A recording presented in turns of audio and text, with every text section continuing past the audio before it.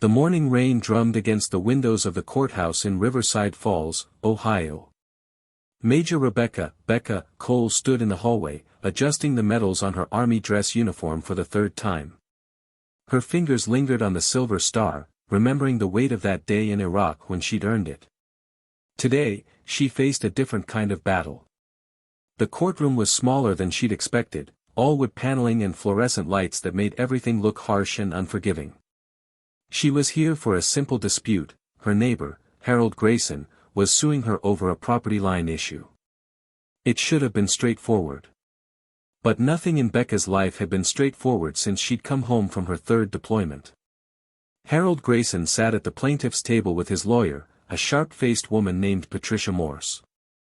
Harold was a retired insurance executive who'd made it clear from day one that he didn't like having Becca as a neighbor. Too many cars visiting for her veteran support group meetings. Too much noise from her service dog, Atlas, a German shepherd who helped with her PTSD. Judge William Hartley entered, a man in his 60s with silver hair and cold eyes. Becca's lawyer, Tom Rodriguez, had warned her that Hartley had a reputation for being harsh and skeptical. But she hadn't expected what came next. Before we discuss property lines, Judge Hartley began, looking directly at Becca, "I'd like to address something. Mrs. Cole, you appear to be wearing a military uniform with numerous decorations." "Major Cole," Becca corrected quietly. "And yes, Your Honor. I'm a retired Army officer." The judge's eyebrows rose. "Major? And that would be a silver star, I see. Bronze Star. Purple Heart." His tone grew increasingly skeptical with each medal he named. "Yes, Your Honor." Harold Grayson leaned over to whisper something to his lawyer. Patricia Morse stood up. "Your Honor, if I may. My client has done some research into Major Cole's supposed military service. We find it highly suspicious that someone of her profile would have such decorations." "My profile?" Becca asked, her voice steady despite the anger building in her chest. "A woman," Patricia said bluntly. "A mother of two. Someone who now claims to need a service dog for supposed PTSD. It seems convenient that these military claims surface just as she's involved in a legal dispute." Judge Hartley leaned back in his chair, and then he did something that made Becca's blood run cold. He laughed. Not a small chuckle, but a full, dismissive laugh. "I have to say, I've seen everything now," the judge said, still smiling. "Ma'am, do you really expect this court to believe that you, a suburban mother who teaches yoga classes in her garage, earned a silver star? Do you even know what a silver star represents?" "Gallantry in action against an enemy of the United States," Becca recited. "I earned it during the Battle of Sadr City, April 2008, when I led my platoon through an ambush to rescue." "Please," Judge Hartley interrupted, waving his hand. "Anyone can memorize a Wikipedia entry. These medals can be purchased online for $30. I see it all the time, people trying to gain sympathy or respect with fake military service." Tom Rodriguez stood up. "Your Honor, this is completely inappropriate. Major Cole's service record is what? Going to be verified by some documents you've prepared?" Judge Hartley asked. "In my experience, Mr. Rodriguez, people with real military honors don't need to wear them to a property dispute hearing. They certainly don't need service dogs for imaginary trauma." Atlas, who had been lying quietly at Becca's feet, raised his head and whined softly, sensing her distress. Becca placed a calming hand on his head, using the grounding technique her therapist had taught her. "Your Honor," Patricia Morse interjected, "we've spoken to several neighbors. Major Cole hosts weekly gatherings where she tells elaborate war stories. She's created an entire mythology around herself. We believe this is a pattern of deception that speaks to her character, or lack thereof." The war stories Patricia mentioned were actually Becca's veteran support group, where combat veterans met to share their experiences in a safe space. But Becca knew explaining that would fall on deaf ears. Furthermore, Patricia continued, pulling out a tablet, we found no social media presence for Major Cole during her supposed deployment years. No photos, no posts, nothing. In this day and age, that's highly suspicious. Becca wanted to scream that she'd been in classified forward operating bases, that operational security meant no social media, that she'd been too busy trying to keep her soldiers alive to post selfies. But she held her tongue. Judge Hartley nodded approvingly. Excellent point, Counselor. Mrs. Cole. Major Cole, Becca said firmly. The judge's face reddened. You will not interrupt me again. Whatever fantasy rank you've assigned yourself has no bearing in my courtroom. Now, I see here that you claim to have been in Iraq and Afghanistan. 3 tours in Iraq, 2 in Afghanistan, Becca confirmed. And yet you're here, completely intact, walking and talking normally, the judge said. Forgive my skepticism, but combat veterans I've known don't look like yoga instructors. The purple heart on Becca's chest seemed to burn. Under her uniform, hidden from view, were the scars from the IED that had nearly killed her. The piece of shrapnel still lodged near her spine that doctors couldn't remove. The reconstructed shoulder that ached every time it rained. Appearances can be deceiving, Your Honor, Becca said quietly. Indeed they can, Judge Hartley replied, his meaning clear. Now, shall we discuss why you feel entitled to encroach on Mr. Grayson's property with your veteran meetings? They're support groups for combat veterans dealing with more fantasy soldiers, I assume, the judge interrupted. Birds of a feather. From the gallery, Becca heard snickers. She recognized some faces, neighbors who had complained about the parking during her meetings, the woman who'd called the cops on Atlas for barking during 4th of July fireworks, the man who'd muttered about attention seekers when he saw her in uniform at last year's Veterans Day parade. Harold Grayson spoke up for the first time. Your Honor, she's disturbing the entire neighborhood with these meetings. Men showing up at all hours, some of them clearly unstable. My wife doesn't feel safe. The meetings are from 7 to 9 p.m. on Wednesdays, Becca said. The unstable men Mr. Grayson refers to are decorated veterans dealing with combat trauma. Alleged veterans, Judge Hartley corrected. If you're any indication of the group's authenticity, I have serious doubts about all of them. Tom Rodriguez tried again. Your Honor, I have Major Cole's complete service record here, including. Mr. Rodriguez, I don't care if you have a letter from the President himself. I know stolen valor when I see it. This woman is clearly fabricating military service for attention and sympathy. It's disgraceful to real veterans. Becca's hands clenched into fists at her sides. Real veterans. As if the friends she'd lost weren't real. As if the screams she still heard at night weren't real. As if the 18-year-old private she'd held as he died, calling for his mother, wasn't real. Now, Judge Hartley continued, let's address the actual issue at hand. Mr. Grayson claims you've been using his property for parking during these fictional soldier meetings. The street is public parking, Tom Rodriguez said. My client's guests have every right to perpetuate fraud. Patricia Morse interrupted. Your Honor, if Mrs. Cole is lying about military service, what else is she lying about? Her entire credibility is in question. Judge Hartley nodded. I agree completely. Mrs. Cole, I'm inclined to rule in Mr. Grayson's favor based solely on the character issues you've displayed here today. Stolen valor is a federal crime, you know. Then charge me, Becca said, her voice hard as steel. File charges for stolen valor. Let's have a federal investigation.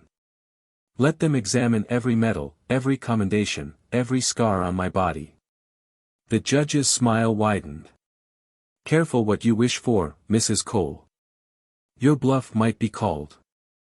Atlas stood suddenly, moving between Becca and the judge's bench, his training kicking in as he sensed her rising anxiety. The dog's presence helped Becca center herself, remember her breathing exercises. Is that dog even a real service animal? Patricia asked. Or is that another fabrication? Before Becca could answer, the courtroom door opened. A young man in a wheelchair rolled in, followed by two more men, one with a prosthetic leg, another with burn scars covering half his face. They were all from her support group. "Sorry we're late, Major," the man in the wheelchair said. "Traffic was rough. We're here to support you." Judge Hartley's face darkened. "This is a closed hearing. You can't just—" "We're observers," the burned man said. "Public courtroom, right?" They moved to the gallery, and Becca saw something shift in the room's energy. These men bore visible wounds, the kind that couldn't be faked or purchased online. But Judge Hartley seemed unmoved. "Your friend's presence doesn't validate your claims, Mrs. Cole," he said. "Anyone can recruit actors." The man in the wheelchair laughed bitterly. "Actors? You think I cut off my own legs for a role?" "You will be silent in my courtroom," Judge Hartley snapped. He turned back to Becca. "Remove those medals, Mrs. Cole. You're dishonoring real heroes by wearing them." Becca stood straighter, her hand resting on Atlas's head. "I'll remove them when you can name the 18 soldiers under my command who didn't come home. When you can tell me their names, their faces, their last words. Because I carry them every day, Your Honor. Every single day." 6 years earlier, Forward Operating Base Falcon in Iraq had been Becca's entire world. As a captain then, she commanded a logistics unit responsible for convoy security through some of the most dangerous routes in Baghdad. The temperature regularly hit 120 degrees, and the threat of IEDs and ambushes was constant. "Eagle 6, this is Eagle 1. Convoy ready to roll," Sergeant First Class Marcus Webb's voice crackled through the radio. Webb was her platoon sergeant, a steady presence who'd already done 2 tours before this one. Becca stood in the Tactical Operations Center, studying the route map one more time. They were escorting supply trucks to combat Outpost Callahan, a small base that desperately needed medical supplies and ammunition. The route took them through Sadr City, where Shia militias had been increasingly active. "Copy, Eagle 1. Eagle 6 copies all. Remember, speed and spacing. Don't bunch up." She climbed into her MRAP, mine-resistant ambush-protected vehicle, and took her position in the convoy. 22 soldiers under her command, protecting 4 supply trucks. It should have been routine. Nothing in Iraq was ever routine. They were 3 miles into Sadr City when everything went wrong. The lead vehicle hit an IED, the explosion lifting the 30-ton MRAP off the ground. Before the dust settled, they were taking fire from 3 directions. "Contact left. Contact right," voices screamed over the radio. Becca's training kicked in. Eagle elements, herringbone formation. Return fire and push through. But the enemy had planned well. They'd disabled the lead vehicle in a narrow street, blocking the convoy's path. The kill zone was perfectly chosen. "Eagle 6, we've got casualties." Webb's voice cut through the chaos. "Martinez and Johnson are hit bad." Becca made a decision that would haunt her forever and earn her the Silver Star. Instead of waiting for backup, instead of following doctrine that said to establish a defensive position, she ordered an assault. "Eagle 2, Eagle 3, with me. We're pushing through to flank them." She led 3 vehicles in a charge directly at the enemy positions, drawing fire away from the trapped supply trucks and wounded soldiers. It was insane, suicidal even, but it worked. The enemy, surprised by the aggressive response, began falling back. For 40 minutes, Becca's unit fought through the ambush. She was outside her vehicle for most of it, directing fire, coordinating medical evacuation, and at one point, manning a .50 caliber machine gun when the gunner was wounded. When the quick reaction force finally arrived, Becca was covered in blood, some hers, most not.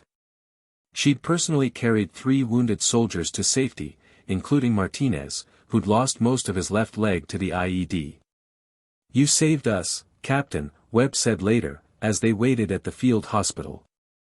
"That charge you led, nobody else would have done that." But Becca didn't feel like a hero. 2 soldiers had died in that ambush. Private First Class Tommy Chen, 19 years old from San Francisco, who'd shown her pictures of his newborn daughter just that morning.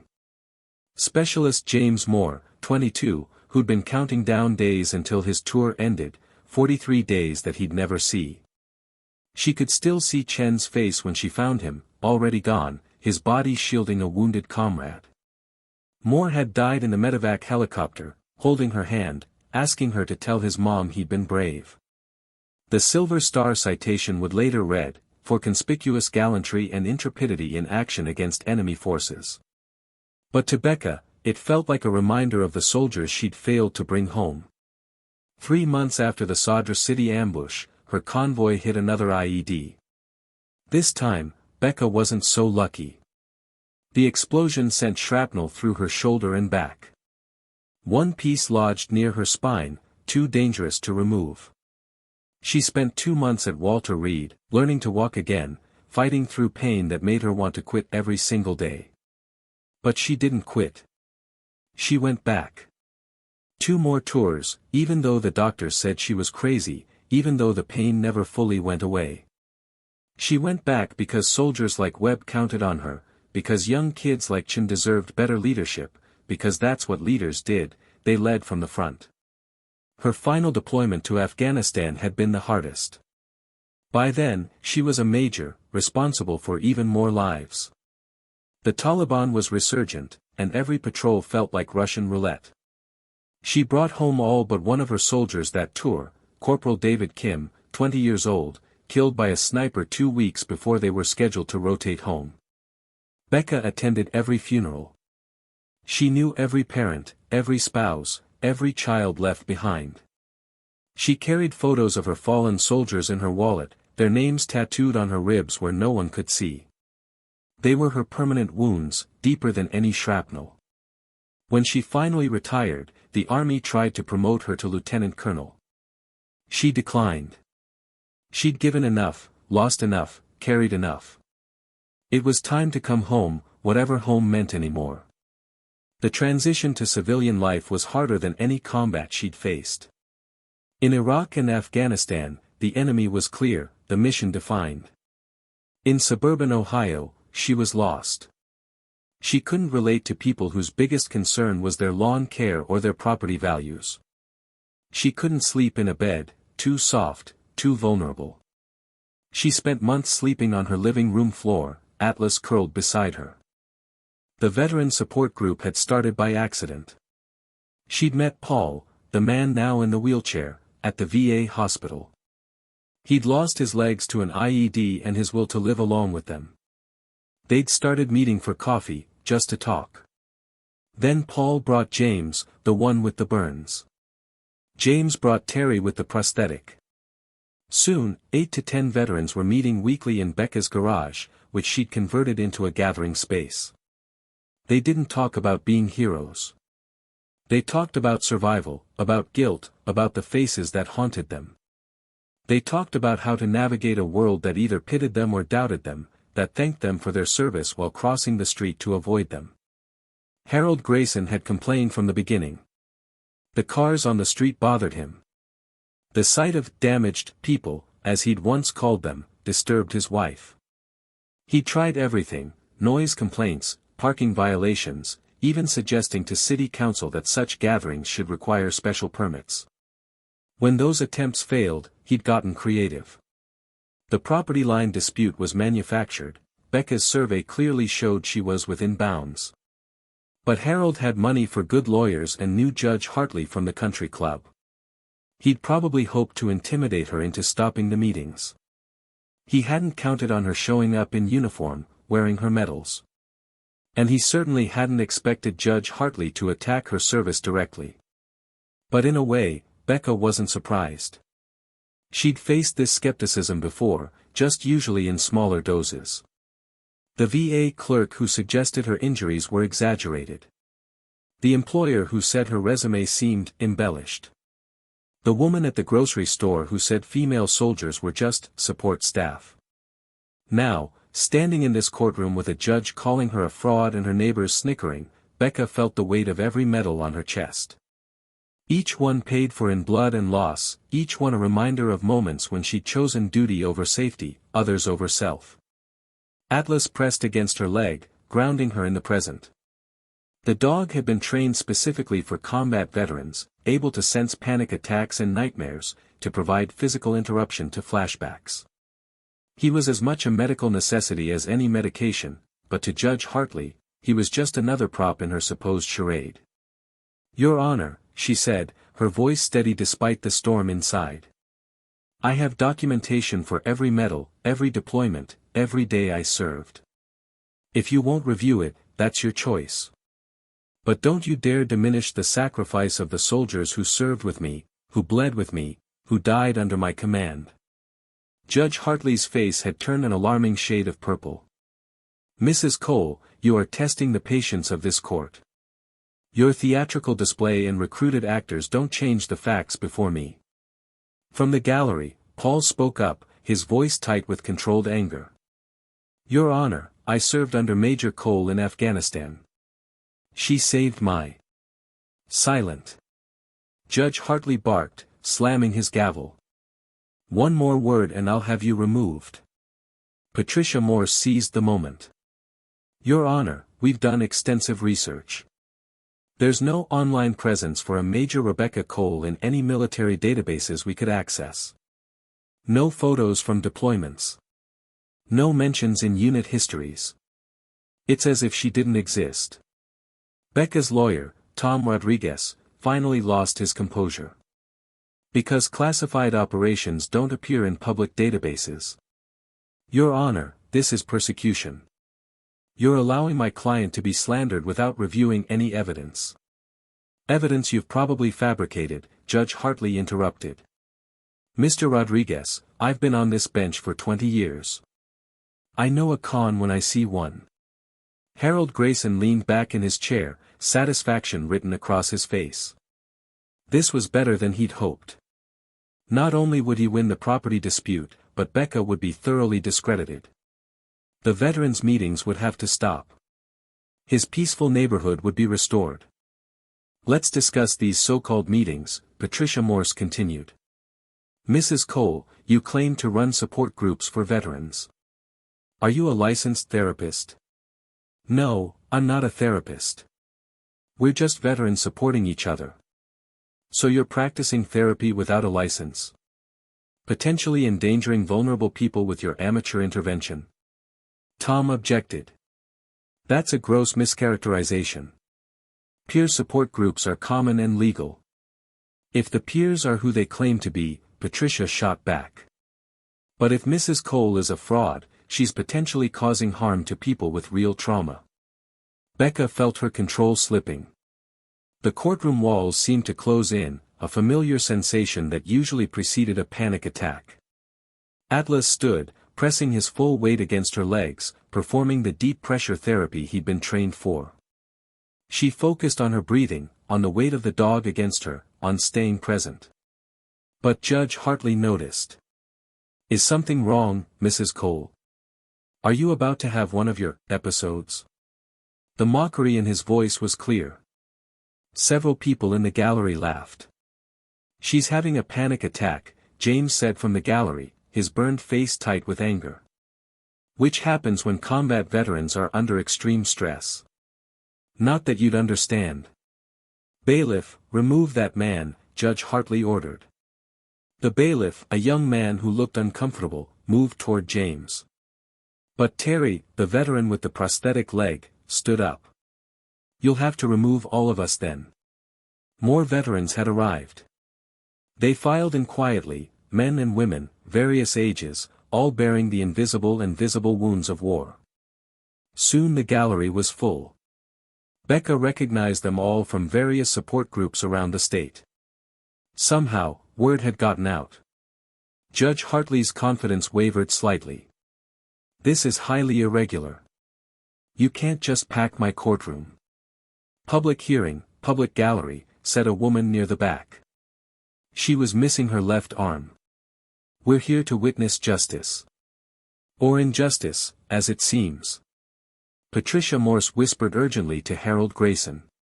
This wasn't going according to plan. The optics were bad, a courtroom full of visibly wounded veterans watching a judge mock a decorated soldier. Your Honor, Patricia said, trying to regain control, regardless of the gallery, the facts remain. Mrs. Cole has no verifiable proof of her service. I have her proof. The voice came from the courtroom entrance. Everyone turned. A man stood there in full army dress uniform, his chest bearing more medals than anyone had seen outside of a military museum. Colonel James Patterson, commanding officer of Fort Bradley, located 40 miles away. Becca recognized him immediately. He'd been her battalion commander in Iraq during her second tour. Your Honor, Colonel Patterson said, walking forward with military precision. I apologize for the interruption, but I've just learned of these proceedings. Major Rebecca Cole served under my command. Every medal she wears was earned under my watch. Judge Hartley's mouth opened and closed like a fish. This is a closed hearing. Which is discussing the honor and service of one of the finest officers I've ever commanded, Colonel Patterson interrupted. His voice carried the authority of 30 years of military service. May I approach the bench? Without waiting for permission, he walked forward and placed a thick folder on the judge's bench. Complete service record. Classified and declassified portions. Commendations from 3 generals. Letter from the Secretary of Defense. Photos from deployment, the ones that weren't classified. He turned to face Becca, and his expression softened. Major Cole. I heard about this from Sergeant Webb. He called me this morning, told me what was happening. I came as soon as I could. Then Colonel Patterson did something that silenced the entire courtroom. He dropped to one knee in front of Becca, his head bowed in a gesture of deep respect.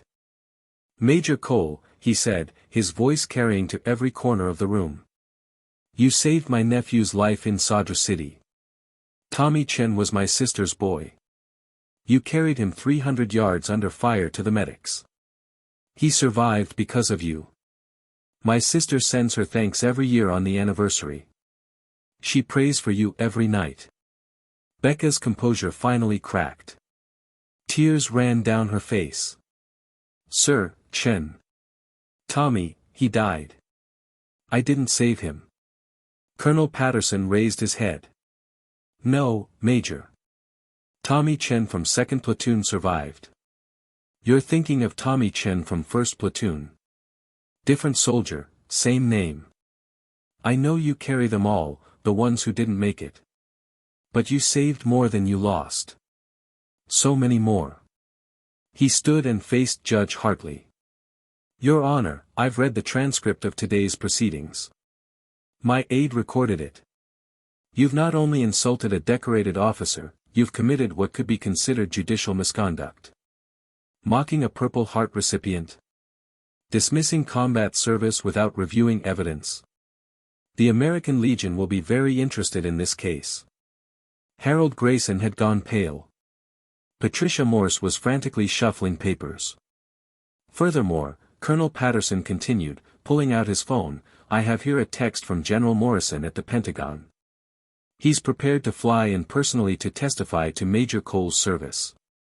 He says, and I quote, Rebecca Cole exemplifies the best of the United States Army. Any suggestion otherwise is not just wrong, it's disgraceful. Judge Hartley looked at the folder on his bench like it might bite him. Slowly, reluctantly, he opened it. The first thing he saw was a photo, Becca in full combat gear, covered in blood, carrying a wounded soldier. The next was a medal citation, signed by a commanding general. Then another. And another. The silence in the courtroom was deafening. Colonel Patterson wasn't finished. Your Honor, do you know what Major Cole did after she retired? She could have taken a comfortable job, could have traded on her service for profit. Instead, she opened her home to veterans who were struggling. No charge. No glory. Just one soldier helping others. The men and women in this gallery. Half of them are alive because of her support group. The other half found reasons to keep living because of her. From the gallery came murmurs of agreement. Paul spoke up, "She talked me out of eating a bullet." 3 a.m., she answered her phone, came to my apartment, sat with me until dawn. James added, "She drove me to every surgery appointment for my burns. Never asked for gas money, never complained about the time. Terry, she helped me learn to walk again with this prosthetic. Said she knew about learning to walk through pain." More voices joined in, each with a story of how Becca had helped them, saved them, given them hope when they had none left. Judge Hartley's hands shook as he looked through more documents. Each page revealed more of the truth: combat reports, medical records, commendation letters. The evidence was overwhelming, undeniable. But what finally broke him was a single piece of paper near the bottom. A handwritten letter from a Gold Star mother, thanking Major Cole for staying with her son as he died, for ensuring he wasn't alone, for writing to her every year on the anniversary with memories of his bravery. Judge Hartley started, then stopped. He removed his glasses, rubbed his eyes. Major Cole, I. The silence stretched on as Judge Hartley stared at the documents before him. His face had gone from purple to ashen gray. The courtroom waited, tension thick as humidity before a storm. Finally, he spoke, his voice barely above a whisper. "Major Cole, what happened in Sadr City?" Becca straightened, Atlas still pressed against her side. "Which time, Your Honor?" "I ran over 200 missions through Sadr City. The one that earned you the Silver Star." Colonel Patterson started to speak, but Becca raised her hand slightly. This was her story to tell. April 4, 2008. We were escorting medical supplies to COP Callahan. The convoy was hit by a complex ambush, IEDs followed by small arms fire from elevated positions. They knew our route, our timing. They were ready. Her voice was steady, clinical almost, the way soldiers learn to tell war stories without drowning in them. The kill zone was perfectly chosen. Narrow street, buildings on both sides, no room to maneuver. Textbook. They disabled our lead vehicle with an IED, then opened up with everything they had. RPGs, machine guns, snipers. Harold Grayson had shrunk in his chair. His wife, who'd come to support him, looked sick. My platoon sergeant called in casualties within the first minute. We were trapped. By doctrine, we should have held position and waited for QRF, quick reaction force. But I could hear my soldiers dying on the radio. So I made a choice. She paused, her hand finding Atlas's head, grounding herself. I took 3 vehicles and charged the enemy positions. It was against every rule, every tactical manual. But it worked. We broke their ambush, created a gap for the medical vehicles to escape. In the process, 3 of my soldiers were wounded. 2 died. You saved 19 lives that day, Colonel Patterson said quietly. The medal citation says extraordinary heroism. It doesn't capture what you really did. You ran through open ground 5 times to drag wounded soldiers to cover. You took control of a machine gun position when the gunner was hit, laying down suppressive fire so the medics could work. You were shot. Grazed, Becca corrected. Shot, Patterson insisted, and kept fighting for 40 minutes until relief arrived. Judge Hartley's voice was hoarse. The 2 who died. PFC Tommy Chen from 1st Platoon. Specialist James Moore. Becca recited the names like a prayer. Chen was 19. Moore was 22. I write to their families every year. Their mothers write back. From his briefcase, Colonel Patterson pulled out a tablet. Your Honor, I have video footage from that day. Helmet cam from one of the soldiers. Would you like to see what a real hero looks like? That's not necessary, Becca said quickly. She didn't want to see it, didn't want to relive those moments in this courtroom. But Judge Hartley said, I think it is necessary. I need to see. The video played on the courtroom monitor. Grainy, chaotic footage of urban combat. The soundtrack was gunfire and screaming. Then Becca appeared in frame, running full speed through a street as bullets sparked off the concrete around her, a wounded soldier slung over her shoulders. She dumped him behind cover and immediately ran back out. The courtroom watched in stunned silence. This wasn't a movie.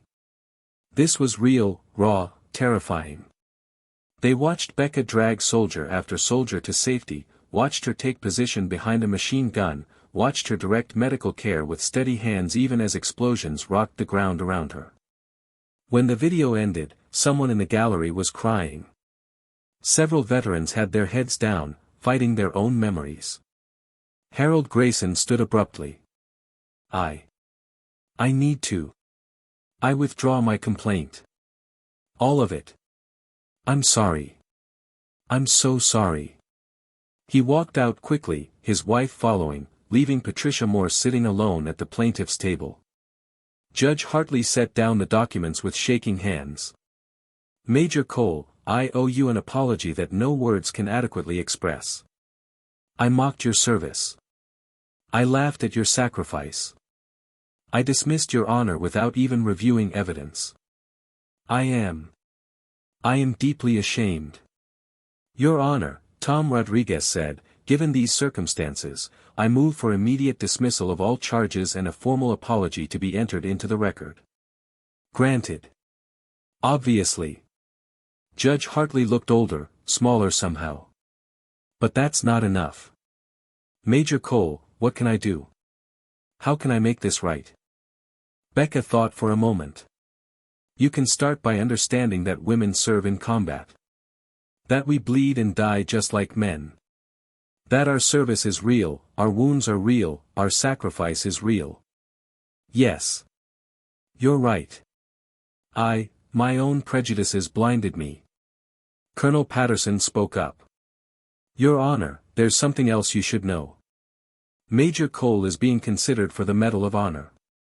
A review of her actions in Iraq has been ongoing for 2 years.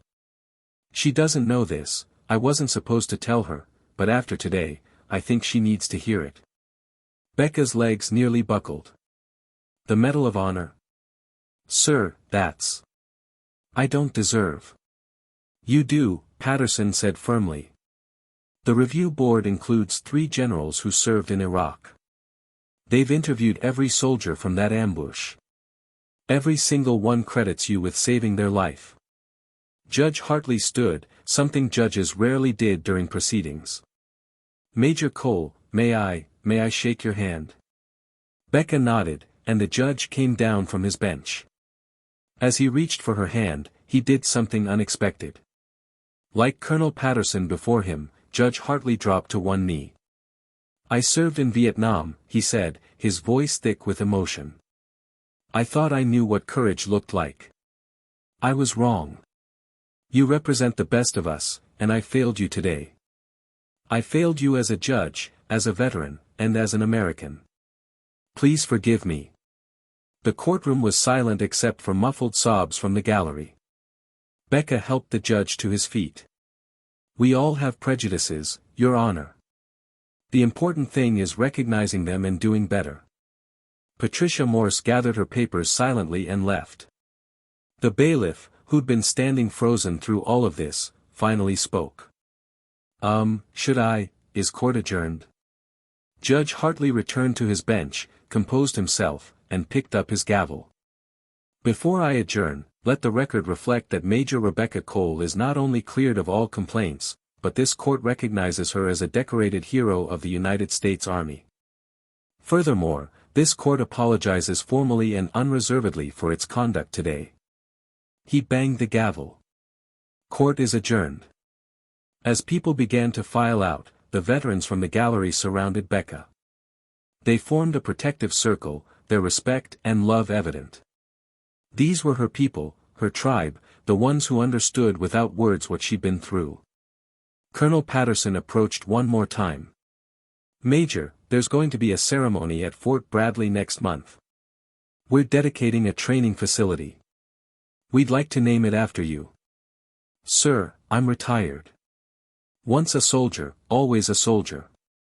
Besides, the young lieutenants need to know what real leadership looks like. What you did in Sadr City is taught at West Point now. Did you know that? Becca didn't know. She'd avoided military news, avoided anything that might trigger memories. But maybe it was time to stop running from her service and start owning it. There's one more thing, Patterson said, pulling out an envelope. This came to my office yesterday. I was going to mail it, but now I can deliver it personally. The envelope bore the seal of the President of the United States.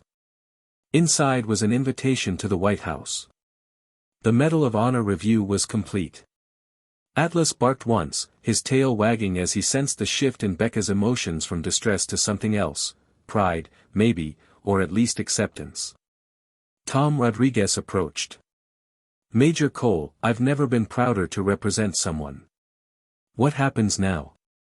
Becca looked around the courtroom, at the judge who'd learned a hard lesson about assumptions, at the empty chairs where her accusers had sat, at the gallery full of veterans who'd stood by her. Now, she said. Now we go home. Wednesday is support group night, and I have a garage full of heroes to take care of. Part 5, Full Circle. 3 weeks after the courthouse confrontation, Becca stood in her converted garage, setting up folding chairs for the Wednesday night support group. Word had spread about what happened with Judge Hartley, and attendance had doubled. Tonight, she expected maybe 20 veterans. Atlas lay on his bed in the corner, watching her work. The garage had been transformed into a comfortable space, rugs on the floor, soft lighting, a coffee station, and walls lined with photos from various units and deployments. It was a sanctuary for those who'd seen too much. A knock on the side door made her look up. Harold Grayson stood there, looking older and smaller than he had in court. Beside him was his wife, Margaret. Major Cole, Harold said, his voice uncertain. Could we speak with you? Becca's first instinct was to refuse. But something in his posture, humble, almost broken, made her nod. Come in. They entered hesitantly, Harold's eyes taking in the space he tried so hard to shut down. He saw the photos on the walls, groups of soldiers in Iraq and Afghanistan, smiling despite the circumstances. He saw the folded flag in a display case, the unit patches, the letters from grateful families. I owe you more than an apology, Harold began. I owe you an explanation. My son claimed to be in the army. He went away for 2 years, sent us photos in uniform, told us stories. We were so proud. His voice cracked. Then we found out he'd never enlisted. He'd been living in California, working at a mall. The uniform was a costume. The stories were from movies. Margaret picked up the thread. When you moved in, when we saw your uniform, your medals. Harold thought you were like Kevin. Another faker seeking attention. It was easier to believe that than to face what our son had done. Becca felt her anger drain away, replaced by unexpected sympathy. Stolen valor hits military families hard too, she said. Your son needs help, not condemnation. Harold looked surprised by her compassion. After how I treated you. We all make mistakes. The question is what we do after we realize them. Harold pulled out his checkbook. I want to donate to your support group. And I've talked to the neighbors. No one will complain about parking or noise again. I don't want your money, Becca said. But if you want to help, we always need volunteers. Coffee, setup, just being present for those who served. Margaret nodded eagerly. We'd be honored. As they left, more veterans began arriving. Paul wheeled in first, followed by James and Terry. Then came new faces. Word had spread across the state about Becca's group, about the major who'd stood up to a judge and won. Among the new arrivals was a young woman, maybe 25, walking with a pronounced limp. She wore a hoodie pulled up, hiding her face. I'm Sarah, she said quietly. I heard about what happened in court. I had something similar happen. My college professor said women didn't see real combat. Said my Purple Heart was probably for falling off a truck. Becca guided her to a chair. You're among friends here, Sarah. Every person in this room knows the weight of what you carry. As the circle filled, Becca noticed another unexpected visitor. Judge Hartley stood in the doorway, looking uncertain. Your Honor. Becca said, surprised. Just William, please. I wondered if I might observe. Or participate. I never dealt with my own service properly. Vietnam left marks I've ignored for 50 years. After what happened in my courtroom, I realized I've been carrying anger at anyone who seemed to handle their trauma better than I handled mine. The veterans exchanged glances. Paul spoke first. Grab a chair, Judge. We don't turn away anyone who served. The meeting began as it always did, with Becca reading their informal creed. We gather not as heroes but as humans. We share not to glorify war but to process it. We support without judgment, listen without fixing, and honor both the living and the lost. One by one, veterans shared their stories. Sarah, the young woman, revealed burns under her hoodie from an IED that killed her best friend. A Vietnam veteran talked about a nightmare he'd had every night for 40 years. A Gulf War vet discussed his struggle with chemical exposure symptoms no one believed. Judge Hartley listened in silence, tears running down his weathered face. When it came his turn, he struggled to speak. I've spent 40 years pretending I was fine, he finally managed. Judging others from my bench, including veterans, because judging them meant not examining myself. Major Cole, what you faced in my courtroom, how many other veterans did I dismiss? How many did I fail? The past is done, Becca said. What matters is what you do tomorrow. After the meeting, as veterans helped clean up, Colonel Patterson arrived. Major Cole, I have news. Everyone stopped, sensing the importance of the moment. The President will present your Medal of Honor next month. But there's more. The Army wants to create a new program, Combat Veteran Peer Support, based on your model here. They want you to lead it, as a civilian consultant. Full funding, national scope. Becca felt overwhelmed. Sir, I just run a support group in my garage. Which has saved more lives than any military operation, Patterson interrupted.